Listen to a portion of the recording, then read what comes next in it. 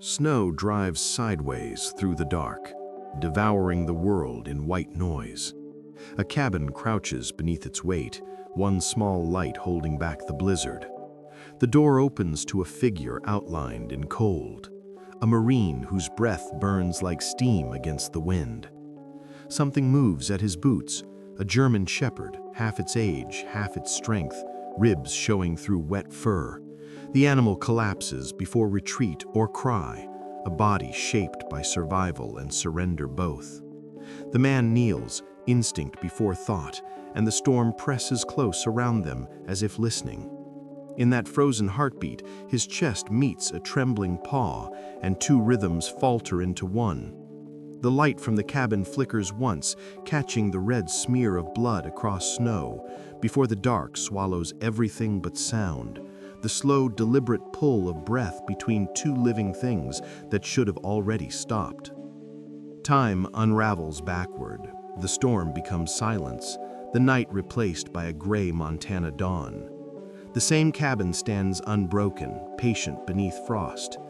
Inside, order breathes in measured routines. A man rises before first light, every movement rehearsed, every object exactly where duty left it. Two thermoses sit on the table, polished steel catching the faint orange of the stove. Steam coils upward from both, though only one is ever touched. Outside, the lake lies under glass ice, a world locked and still. Inside, discipline fills the spaces where voices used to live. The air hums with the faint static of a radio left on a low frequency, the hiss like distant surf. The day begins the same way it always does, with motion precise enough to feel like memory. A soldier's devotion to repetition in a house that answers with the creak of wood, remembering footsteps that no longer fall. Beyond the porch rail, morning unfolds in shades of silver and blue. Snow whispers across the lake's surface, reshaping every track, erasing even the evidence of wind. The Marine steps out, thermos in hand, the cold sharpening his breath into pale smoke.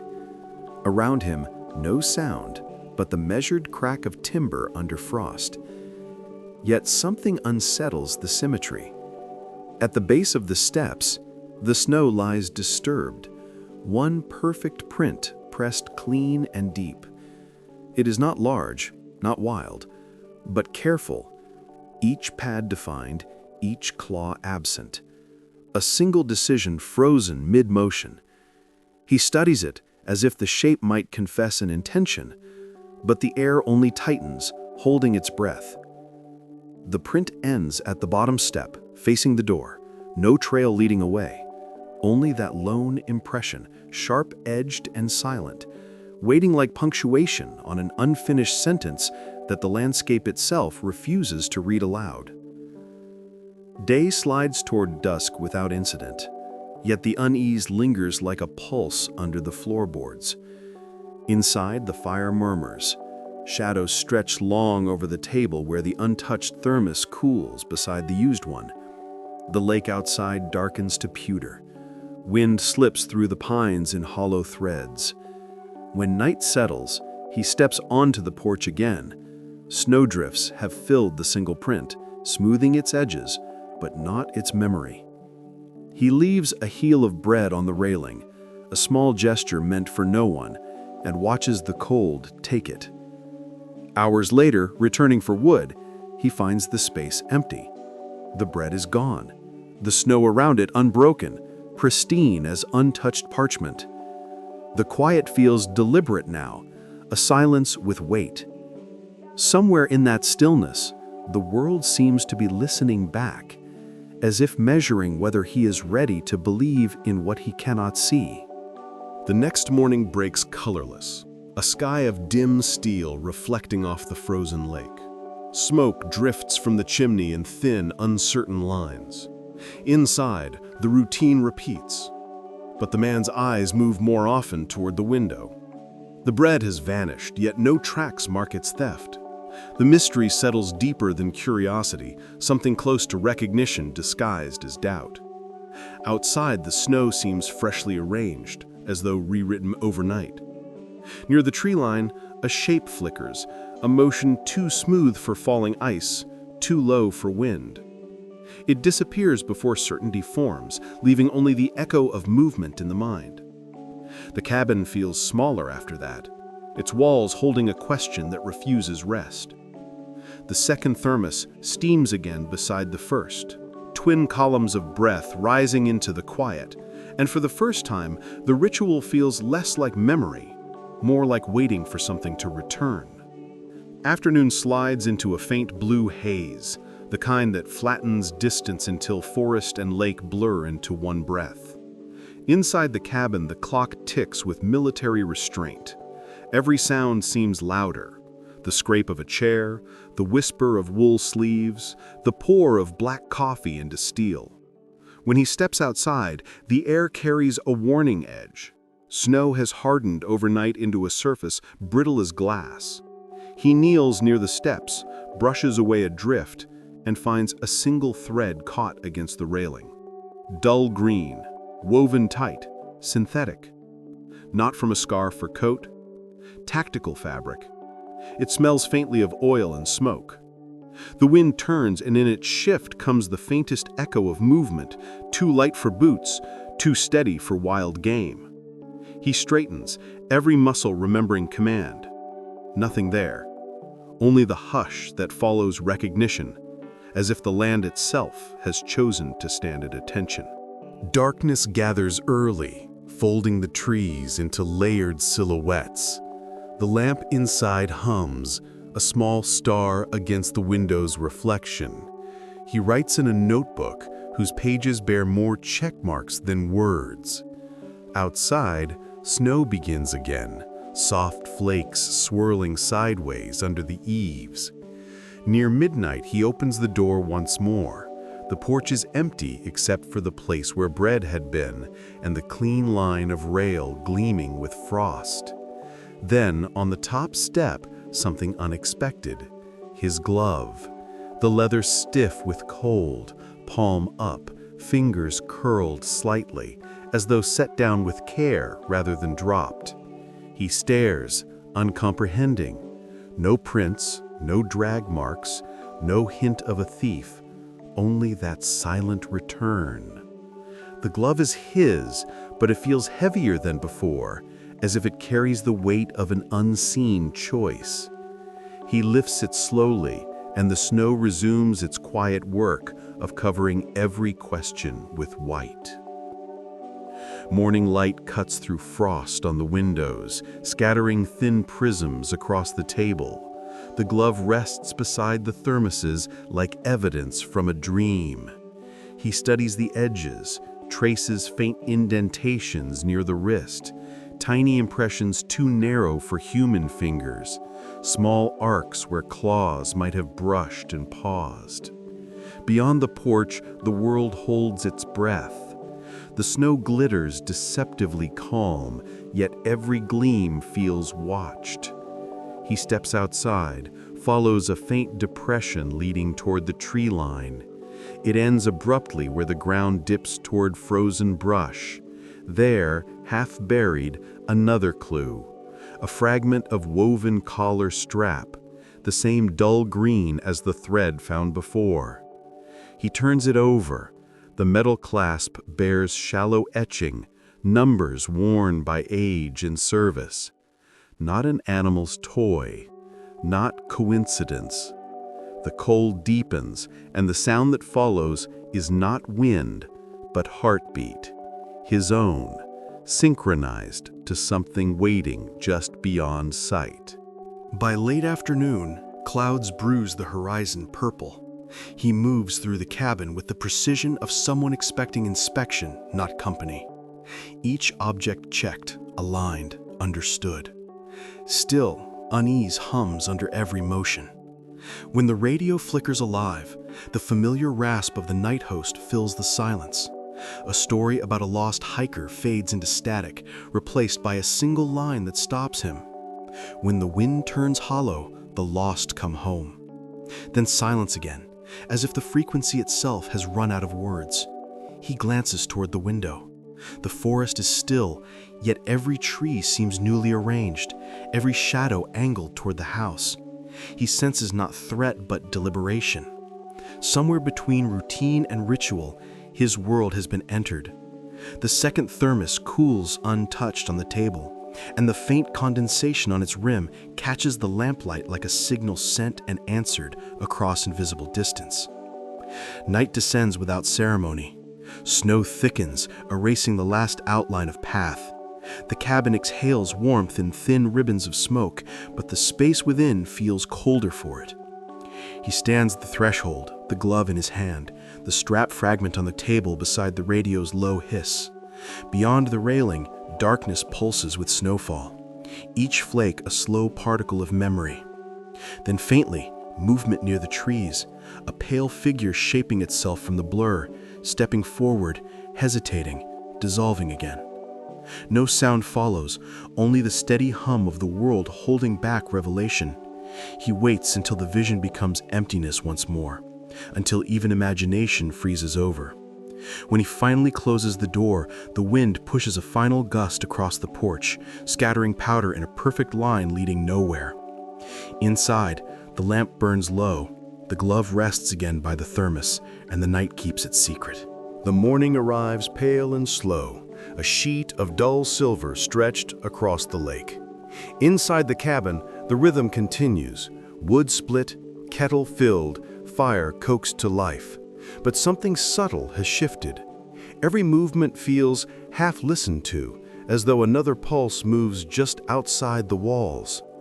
He steps onto the porch, sets a small piece of bread on the railing, and retreats without expectation. By noon, the sky whitens to blindness. Hours pass. When he checks again, the bread is gone. The air seems newly arranged, the silence sharpened. Beneath that hush lies a tremor, faint yet deliberate, like a heartbeat echoing under ice. He cannot name the feeling that follows, part relief, part warning, only the awareness that the house no longer belongs solely to him. The snow at the edge of the porch bears the faint memory of pressure, already vanishing back into white. Wind threads through the tamarack like whispered static. Inside, the cabin smells of cedar and iron. On the floor by the door, a patch of melting snow darkens the boards in a small, perfect circle. No footprints, only that one wet print evaporating in the heat. He lifts the latch and peers outside. Nothing moves, but the railing gleams bare. The bread is again gone. Returning, he closes the door with care, as if closing it too quickly might wake something waiting behind it. On the table lies the recovered glove. He turns it palm up and notices the faintest crescent scratches near the thumb. Not damage, more an impression of testing texture, touch confirming safety. He lays the glove beside the thermos and leaves it there. In the stillness that follows, the radio hum becomes the only voice left, a steady breath marking time for two unseen listeners. The days bleed together, divided only by the rise of steam and the settling of snow. The pattern holds. Bread offered, bread taken. Evidence erased. Routine becomes treaty. The man begins to measure his mornings by absence instead of presence, by the shape of what does not appear. On the fourth dawn, he finds the glove once more on the step, returned again, cleaner now, laid flat as if in repayment.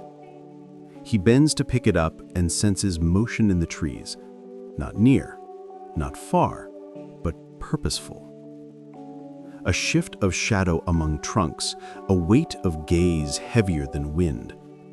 He stands motionless until the cold bites through habit and skin alike. Only then does he understand the scale of this quiet exchange. One creature, testing another's patience, both pretending indifference, while each learns the other's pattern of fear. Afternoon light filters through a bruised sky, the color of tarnished steel. He sorts firewood with the focus of duty, stacking each piece to an imagined cadence. When the final log lands, he notices something wedged between the slats of the porch rail, a torn strip of green webbing, edges frayed, metal buckle dulled by frost.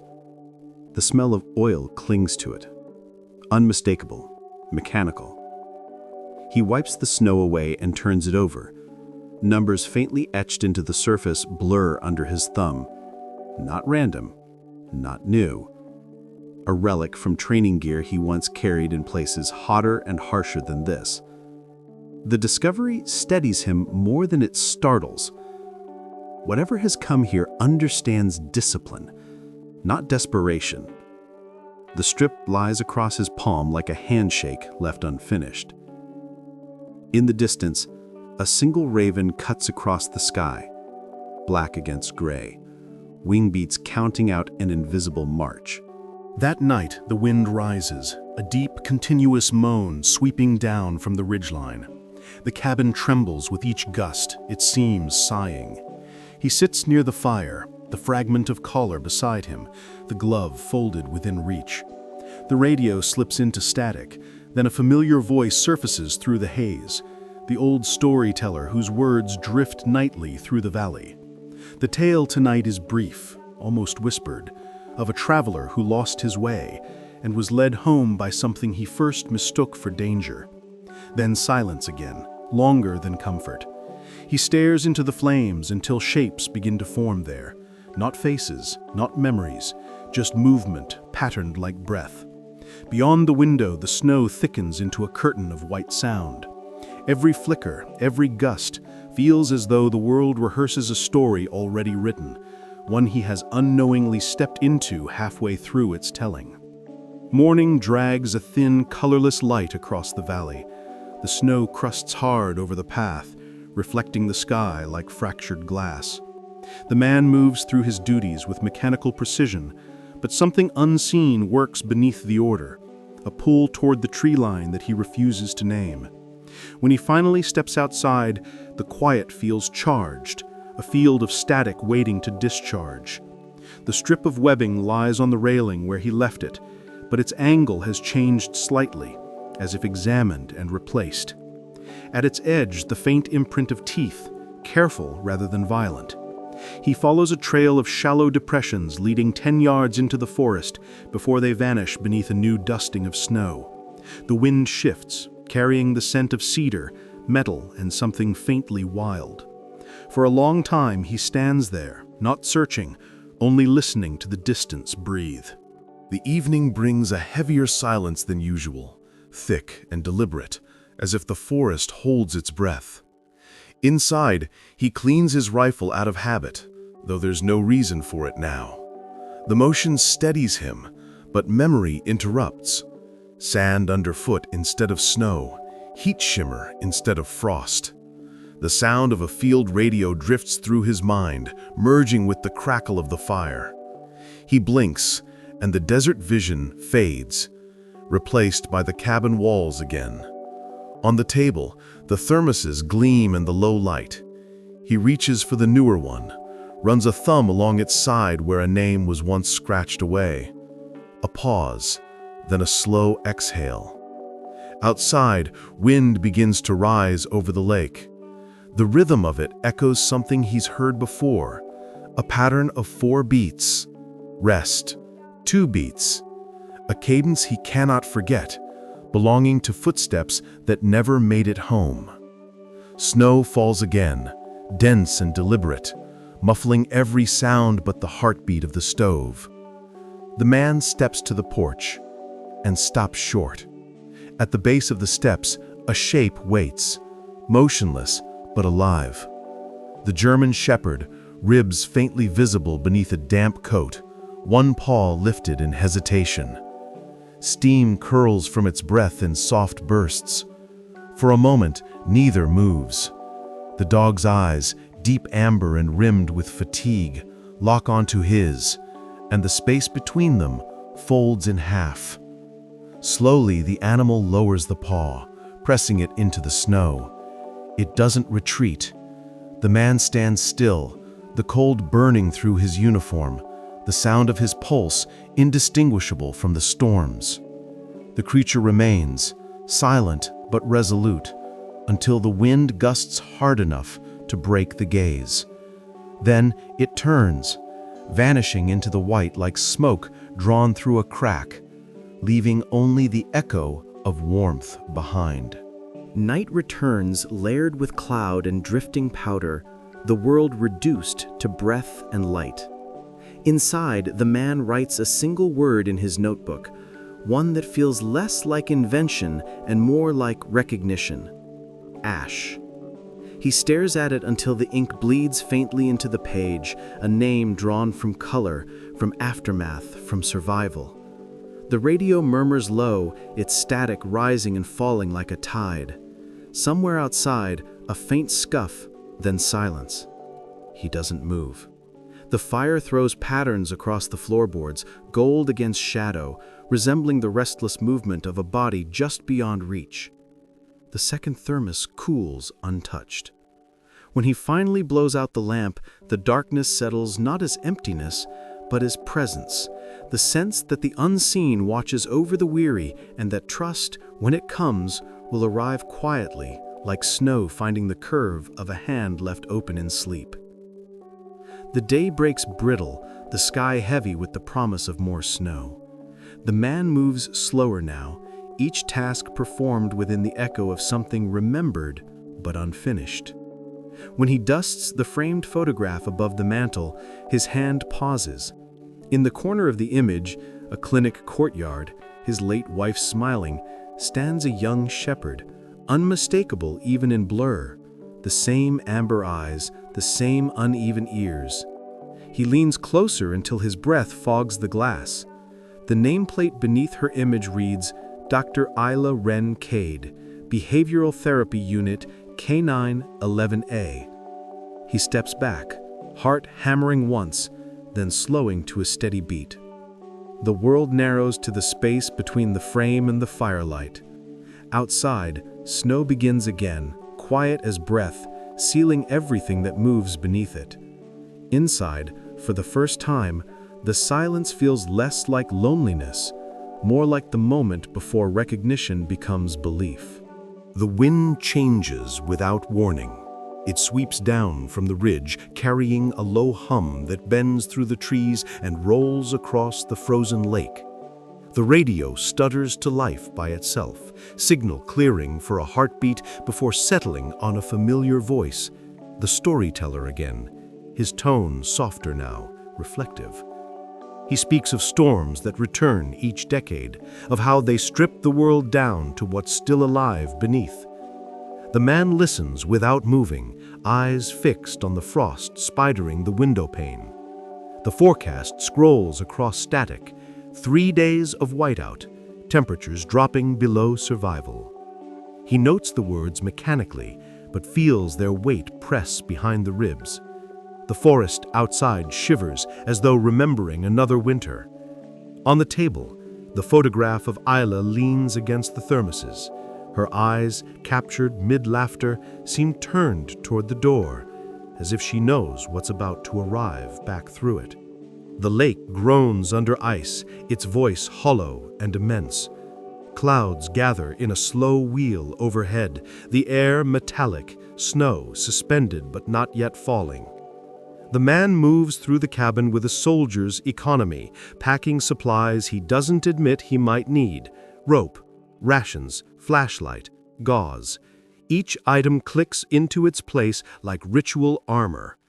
When he steps outside, the light has drained from the day, leaving only shadow blue beneath the pines. The silence feels weighted, as if the land braces for impact. He glances toward the path leading down to the road. No movement, no sound, until the distant churn of an engine grows through the cold. Tires crunch over ice. A vehicle, government green, edges into view. Its arrival cuts through the stillness like an intrusion of memory. He waits on the porch, snow swirling around his boots, the air between machine and man drawn tight as wire. The truck halts beside the frozen mailbox. 2 figures step out, breath steaming, jackets marked with state insignia dulled by frost.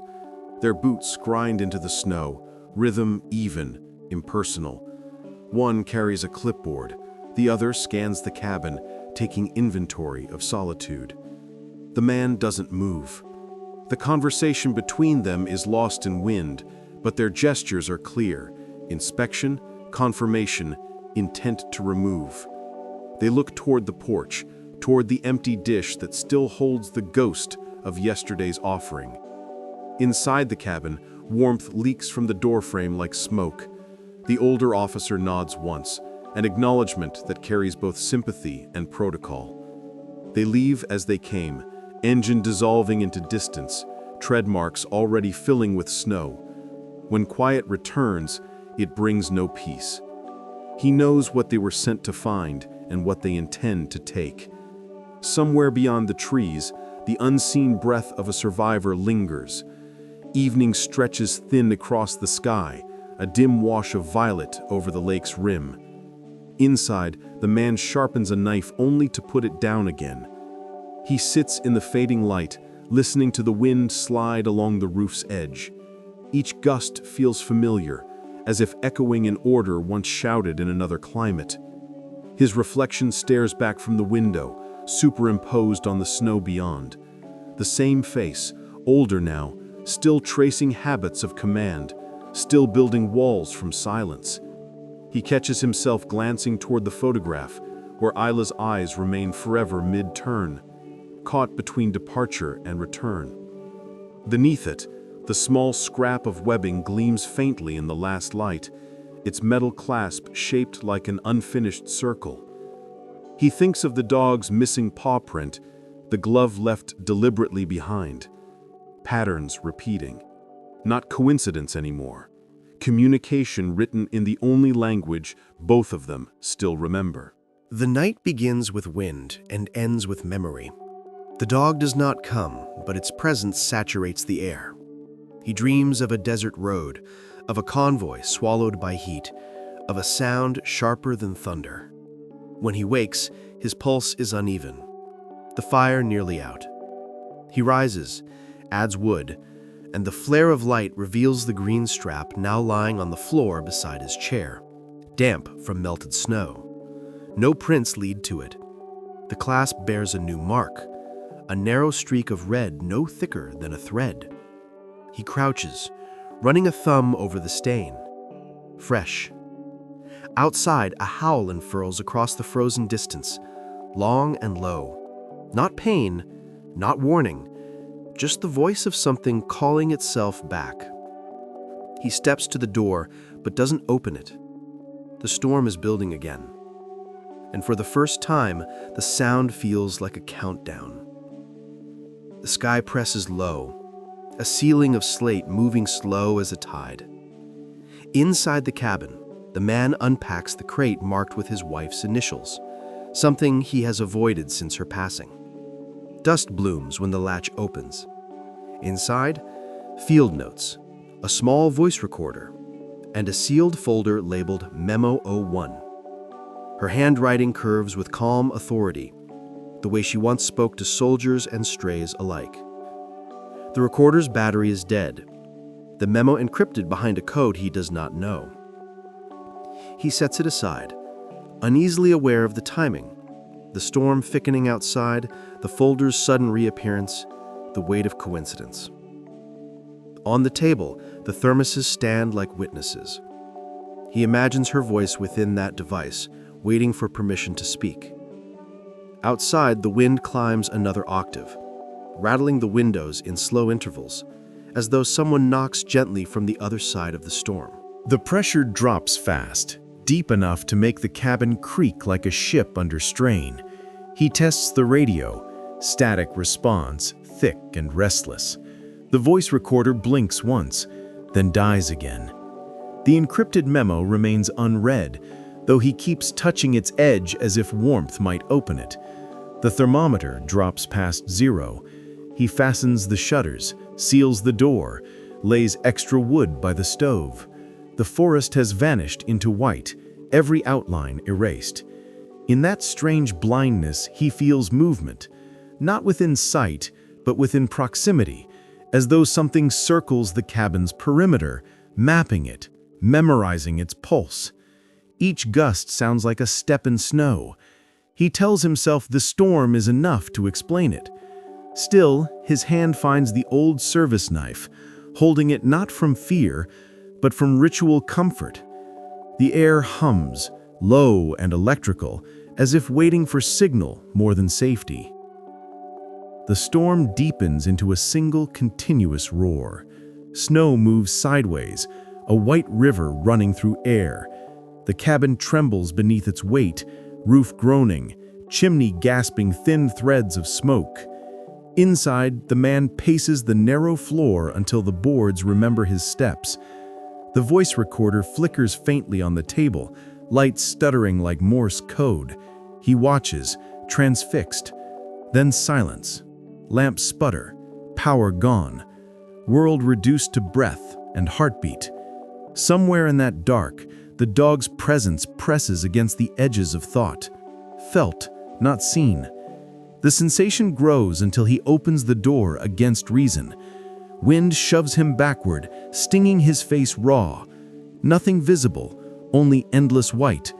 He closes it again, stands there with hand on the latch, unable to shake the feeling that the storm itself is the messenger, carrying through snow what words and wires have failed to reach, a communication older than sound, older than speech. The world outside is erased, and by morning, even the path to the woods has dissolved. The man checks the porch. No tracks, no bread, no glove, no proof. The silence is absolute. Inside, the air carries the metallic tang of burnt wood. He opens the door again, scanning the endless white for movement. Only the snow answers, falling in fine, soundless threads. The storm has passed, but its residue remains, emptiness shaped like expectation. He walks the perimeter, calling nothing, looking for nothing, yet finding signs that were not there before. A patch of disturbed ice near the woodpile, small drops of crimson frozen mid-drip, a tuft of fur tangled in splintered bark. He kneels, touches the mark, and the cold burns through his gloves. The realization lands without drama. The dog is gone, wounded or worse. The space between heartbeat and echo feels infinite, and suddenly unbearably heavy. The day stretches gray and unending. He repairs nothing, eats nothing, only waits. The forest holds its breath. Evening arrives like a bruise. He sits by the fire, staring at the unopened folder on the table. Its presence has grown louder than the radio ever was. Beyond the window, the lake shifts, ice cracking in long metallic sighs. Somewhere in the distance, a sound rises, thin, rising, unmistakable. Not wind, a whine threaded with pain, swallowed almost immediately by snow. He's moving before the thought forms, grabbing rope, lantern, blanket, the habits of search rising like old muscle memory. Outside, the world is a maze of pale wind. The cry comes again, closer, weaker. He follows it into the storm, light cutting small tunnels through white chaos, knowing only that whatever waits ahead is both the thing he's been dreading and the only thing that might still save him. Night has no edges. It folds in on itself, erasing direction. The beam of the lantern wavers across ice-scored drifts, its light thinning into snow that never lands. Each breath carves frost into his beard. Each step crunches into silence. The sound that led him here falters, returns, then fades again. Always the same note, thin and pleading, echoing through the storm like a lost heartbeat. His boots sink deep as he climbs the ridge. Beneath the wind's howl, he hears a low groan of shifting ice. The world feels uninhabited except for the pulse in his throat and that small cry threading through the white. When the lantern catches on something dark ahead, he stops. A shape, half buried beneath a fallen branch, trembles once, then stills. He drops to his knees, snow engulfing him. The German shepherd lies there, coat stiff with ice, one paw twisted at a wrong angle, eyes barely open. The wind claws at his face as he clears the snow away, unwrapping the creature from the drift. The fur is coarse under his gloves, matted with blood and sleet. The eyes flicker once in recognition, faint but sure. He wraps the blanket around the body, lifts it into his arms. The weight is lighter than memory. The storm roars against them, trying to reclaim what it nearly took. He moves carefully down the slope, boots slipping, breath turning to iron in his chest. Every sound collapses into the wind's single note, a chord between desperation and prayer. Somewhere behind him, the ice cracks in long echoes, chasing them toward shore. The cabin light flickers dimly in the distance, a single star bleeding through snow. Step by step, he follows it, each footfall an argument against disappearance, each heartbeat a reminder that the difference between rescue and loss is measured in minutes. The door slams behind him, sealing the storm outside. Heat and silence collide. He lowers the dog onto the rug near the fire, cuts away the frozen strap that still hangs from its neck. Beneath the grime, the faded tag reads Unit K911A, the same code as his wife's research file.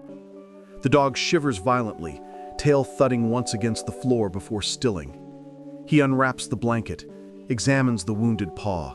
Deep gash, old wire bite reopened by frost. He cleans it with the precision of someone trained never to waste motion.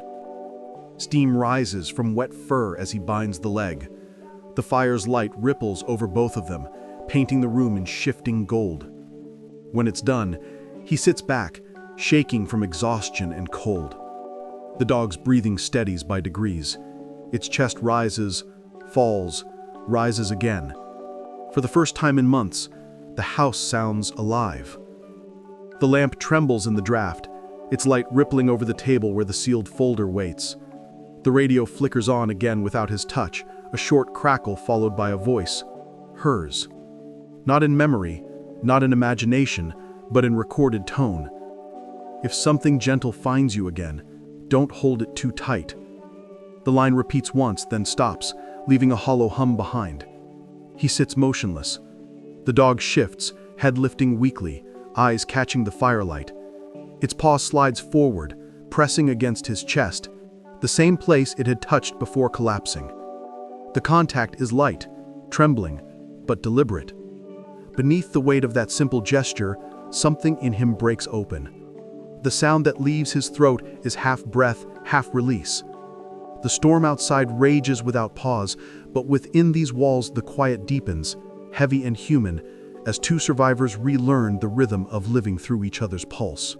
Hours blur into the sound of wind receding. The storm's fury drains to a whisper, leaving snow piled high against the walls. Dawn leaks slow gray through the frost-laced windows. The dog sleeps beside the dying fire, breath steady, flank twitching with dream. The man sits unmoving, hands clasped, gaze locked on the small recorder where his wife's voice still lingers in static. She had trained this animal. She had built the bridge between man and creature long before either knew how it would be crossed. Outside, a single raven lands on the porch rail, black wings stark against white. It shakes off snow and watches the cabin as if verifying completion. The man exhales, long and steady, and for the first time the sound carries no grief. The fire sighs low.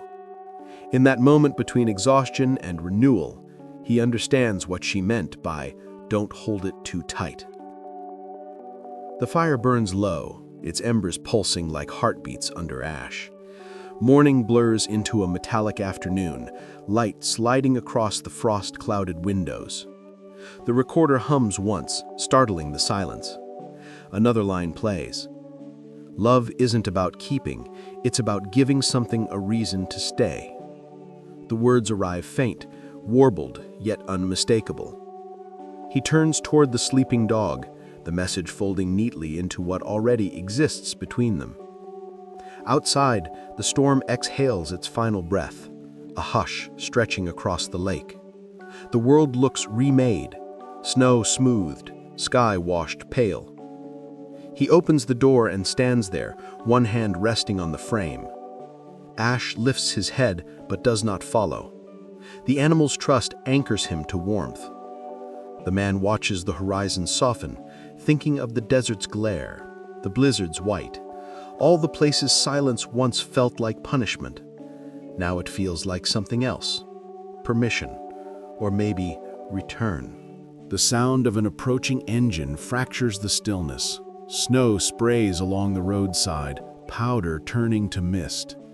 A government vehicle pulls up, tires crunching through the ice crust. He knows before the doors open why they've come. Authority always finds the noise made by miracles. Two men step out, bundled against the cold, eyes scanning for signs of trespass. The younger carries papers folded to order. The older surveys the property with quiet familiarity. The man waits, expression unreadable, dog at his side, fur brushed, wound clean, posture calm. The conversation that follows is mostly silence, official tones swallowed by the wind, the weight of decision balanced between clipboard and compassion. When they leave, the sound of the truck fades slow, absorbed by distance. He closes the door again and leans against it, pulse steady, breath even. The quiet that returns no longer feels empty, it feels earned. Night descends with the brittle calm that follows upheaval.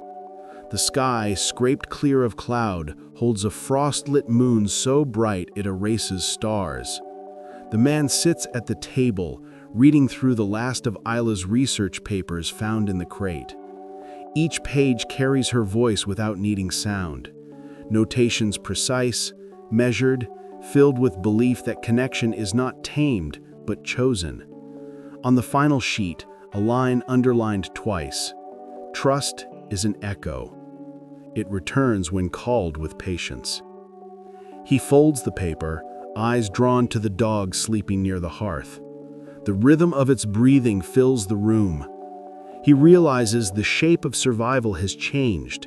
It no longer resembles endurance but belonging. The fire throws long shadows against the walls, framing both man and animal as if the house itself records proof that two living hearts, scarred but steady, have decided, against reason, to remain. Dawn creeps slow through crystal air. The lake, thawing in places, exhales mist that drifts toward the porch. The man steps outside, mug in hand, steam rising like smoke from a small victory. Ash follows, walking with an uneven but stronger gait, nose tilted to scent the wind. In the distance, another vehicle climbs the hill, its color military green, moving without haste. From it steps a figure he recognizes, an old comrade, hair gone silver, eyes marked by the same sleepless years. No handshake, no salute, just a meeting of understanding shaped by wars both external and private. The visitor looks past him to the dog, nods once, a gesture of respect rather than question. Words are exchanged quietly, papers handed over, promises kept. When the truck leaves, the world feels lighter. Ash sits beside him on the porch, watching snowmelt run in narrow veins through the earth. The storm season breaks with the slow patience of healing. Days lengthen. The air smells faintly of thawed pine and wood smoke. The man repairs the porch rail, smoothing its edges, sanding the grain until it gleams with new oil. The sign he carves bears simple letters, deep and deliberate. Ash returns. He hangs it beneath the eave where the wind can touch it but not take it. Inside, the cabin lives differently now. Boots no longer point outward as if ready to leave. 2 bowls rest by the door instead of 1. The radio hums softly in the background, tuned not to news but to weather, a voice that measures change in degrees rather than threats.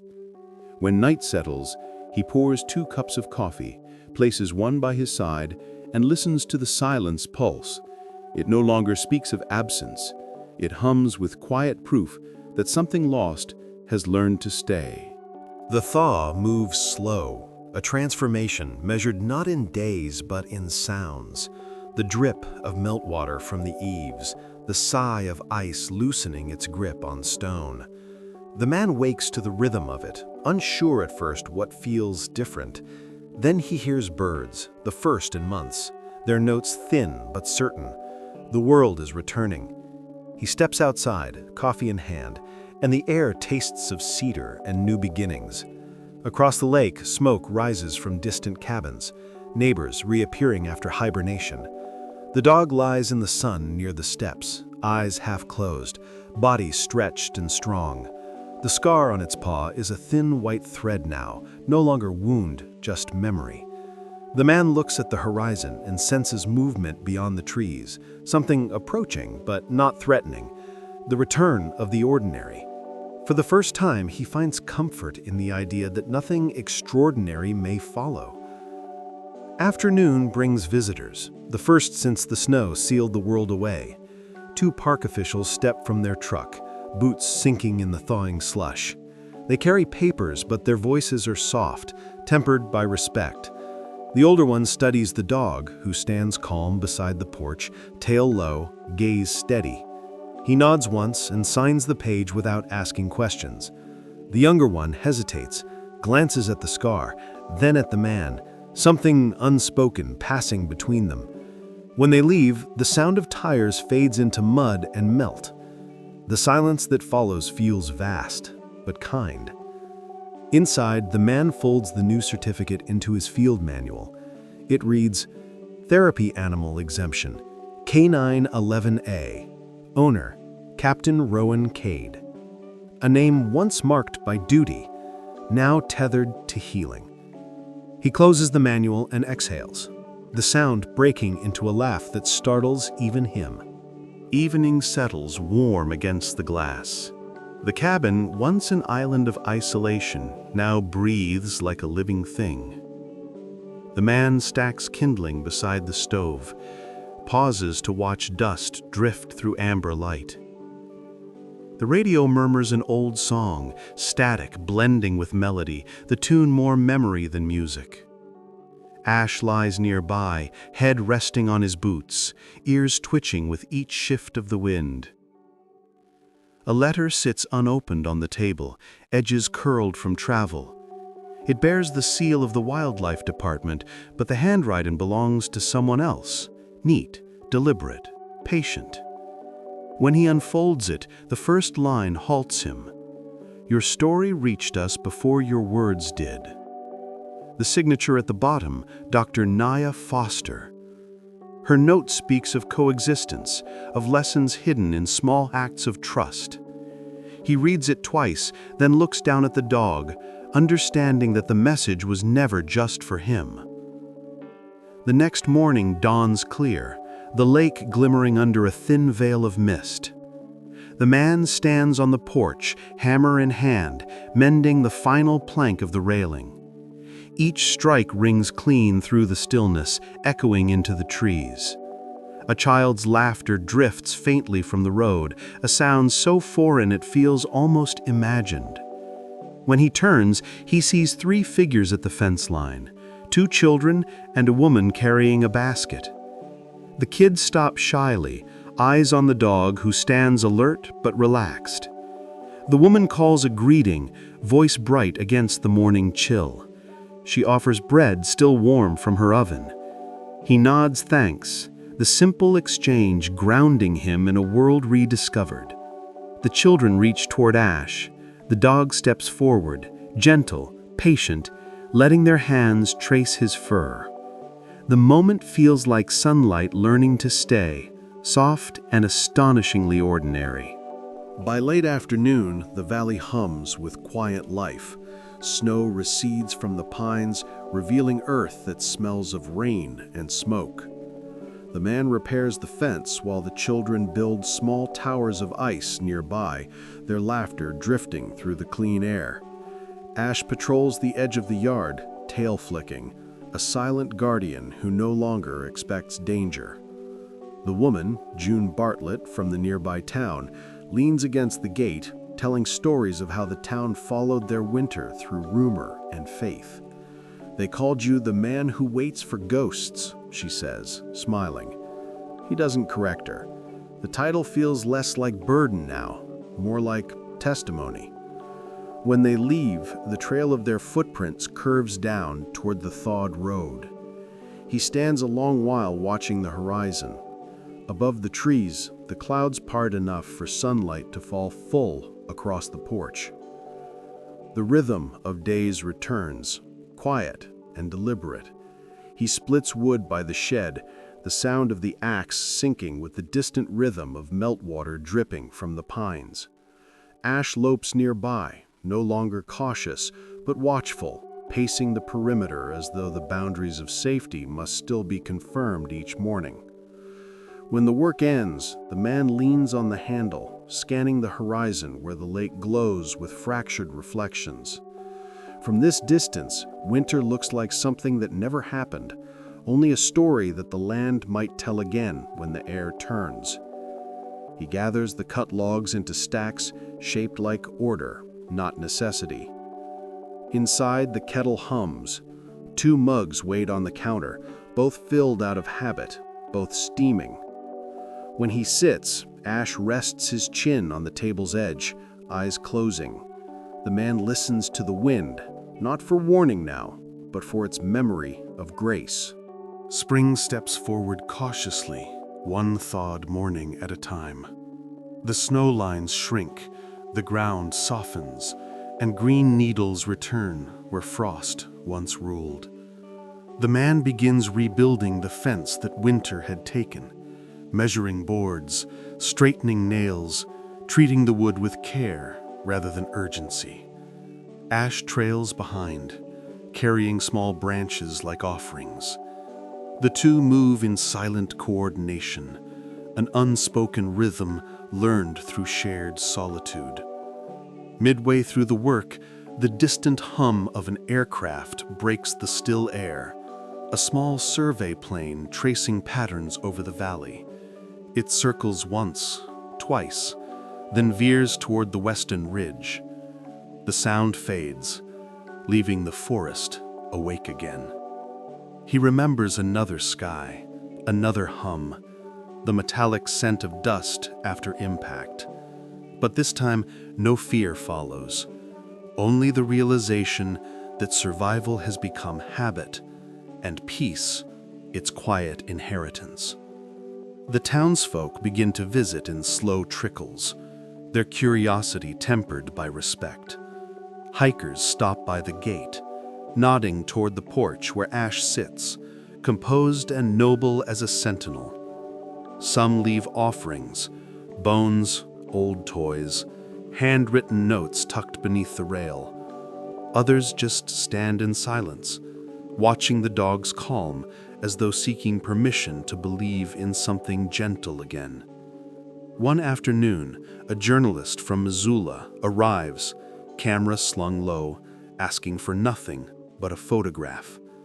The man allows it, not because he wants the story told, but because he understands that light needs proof of where it has landed. When the shutter clicks, Ash turns his head slightly, eyes catching the sun in quiet defiance.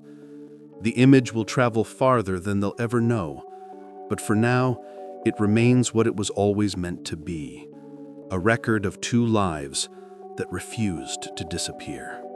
Letters begin to arrive, some from strangers, others from veterans, widows, and people who have known their own long winters. They speak of healing, of silence, of faith rediscovered through a story that reached them like warmth through glass. The man reads each one slowly, folding them back into neat stacks. Ash sits nearby, tail brushing softly against the floor, sensing the stillness that follows every page. Among the envelopes lies a small package. Inside, a collar, engraved with 2 words, Echo Returns. He turns it in his hands, tracing the letters with his thumb, the name reborn in another form, another life. When he fastens it around Ash's neck, the dog looks up, calm and knowing. The sound of the clasp locking feels final but right, a soft click that closes the space between past and present. The silence afterward glows faintly, alive with completion. The cabin no longer feels like a refuge. It feels like part of the landscape, its wood seasoned by wind, its windows reflecting the slow dance of seasons. The man writes in his field journal again, but the entries are no longer observations of endurance. They are records of living.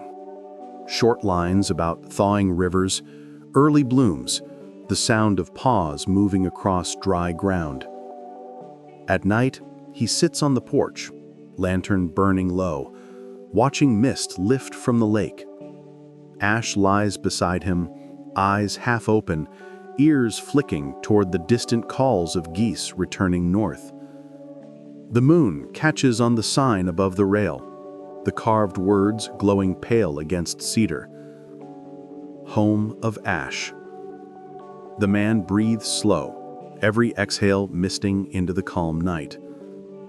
For the first time since the blizzard, his heart matches the rhythm of the land. Steady, unguarded, whole.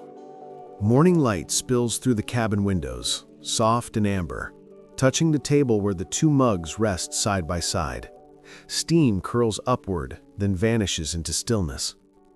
The man moves through the room with a rhythm that no longer feels like duty, but devotion, stacking logs, setting the kettle, brushing frost from the sill. Ash follows quietly, his nails clicking against the wooden floor, every motion deliberate, unhurried. Outside, the lake has shed its winter armor. Ripples shimmer like breath across its surface. A heron drifts low over the water, wings wide, shadow gliding over ice that refuses to melt too quickly. He watches it until it vanishes into the tree line. The house settles behind him with a soft groan of contentment. In that unremarkable hour, no wind, no storm, no loss, he realizes that peace rarely announces itself. It just appears, sits down quietly, and waits to be noticed. Days stretch longer now, the sun climbing higher over the ridge before giving in to dusk. He begins walking the lake's perimeter each morning, tracing the thawing path that once led to silence and fear. Ash moves ahead, tail sweeping through tall reeds, the scar on his paw fading into fur. Their pace matches the rhythm of the water lapping at the banks, steady, patient, unbothered by what came before. Sometimes he stops to gather driftwood, other times to simply stand and breathe. He catches glimpses of the world returning to itself, ducks nesting by the shore, the first green buds trembling under wind. In those moments, time feels suspended, as though winter had only been a test of stillness. The trail they follow loops back to the cabin each time, closing without command. They walk it again anyway, because healing, he learns, prefers repetition over resolution. By late April, the valley hums with renewal. The air holds warmth, tentative but real. Children from the nearby village begin visiting after school, bringing laughter that bounces off the cabin walls like a language the house remembers. They run to the fence, where Ash waits, posture regal, tail flicking with practiced patience. The man teaches them simple lessons, how to approach without fear, how to listen before touching, how silence often says more than noise. They nod solemnly, absorbing every word as though it were part of the landscape itself. He doesn't realize until later that he has started to smile without thinking, When the children leave, they always wave toward the cabin, small hands bright against the dusk. Inside, he notes their names in his journal, not as visitors, but as proof that the world, in all its tender persistence, has found its way back to him. Evening arrives painted in copper and smoke. He sits on the porch, watching the horizon melt into color. The journal rests open on his knee, pages fluttering under a mild breeze. Each entry reads less like memory and more like prayer. Short lines about gratitude, patience, the art of staying. Ash lies beside him, fur glowing gold under the sinking sun. Across the lake, lights flicker in the town, small constellations mirroring stars about to appear. The first frogs begin to sing, their chorus threading through the dusk. He tilts his head back, eyes tracing the sky. Once the same view had felt endless and cold. Now it feels inhabited. The night deepens without edge or urgency. Somewhere in that stillness, he understands that healing isn't the opposite of pain. It's the continuation of it, carried gently enough to make room for light. The following morning, mist rolls over Whitefish Lake like breath returning to the earth. The man rises early, shoulders the axe, and heads toward the tree line. The air is sharp but kind. Ash pads behind him, each step purposeful. Together they move through dew-soaked grass that glitters faintly under dawn. Birds scatter ahead, the sound of wings filling the emptiness winter once owned. At the clearing, he stops, setting down the axe, eyes tracing the distant peaks. He feels the faint tremor of wind across his face, the same wind that carried snow and silence months before. The forest hums softly, alive again. He kneels to tie the rope around a stack of firewood, but his hands pause midway. He glances toward Ash, who stands watching him, head tilted, eyes unwavering. No words pass, only understanding, the kind that grows where trust has been tested and returned whole. The day unfolds in fragments of light. Sun moves across the cabin walls, sliding from amber to gold, then fading to silver as clouds drift low. The man sits at the table, sharpening a small knife used only for carving. Beside him, a piece of cedar waits, grain pale and fine. Each stroke of the blade curls the wood into ribbons that fall like memories, thin, fragile, unhurried. Ash rests near the doorway, eyes half closed, listening to the rhythm of steel against timber. When the carving is finished, he turns it over in his palm. It's a small medallion, smooth and simple, etched with a single mark, a paw print inside a circle. Not decoration, not art, just proof of presence. He hangs it by the window where sunlight can touch it first each morning. The air smells faintly of cedar and smoke, a scent he now associates with belonging rather than survival. The valley breathes with new color. Grass rises through thawed soil, streams murmur under the rhythm of melt water. He spends the morning repairing the small dock, boards warped by ice and time. Ash lies in the shallows, tails stirring ripples that catch the light. A breeze moves across the lake, lifting the edges of the world into motion. Somewhere far off, church bells from town carry faintly through the trees. The sound feels foreign but kind, as if the living were announcing themselves again. He pauses to listen. The echoes drift, then fade, leaving only water and wind. He realizes the dock, the cabin, the forest. All of it now belongs not to isolation, but to continuity. The storm had broken everything open, and the pieces had settled into something truer than before. A life not built from what was lost, but from what refused to leave. Afternoon light glows through the trees, fractured and warm. He walks the trail that once led to the first paw print, the snow long gone, the ground damp and forgiving. Ash trots beside him, fur gleaming, head high. The forest is alive with movement, branches dripping, ravens crossing above, the faint hum of meltwater veins beneath moss.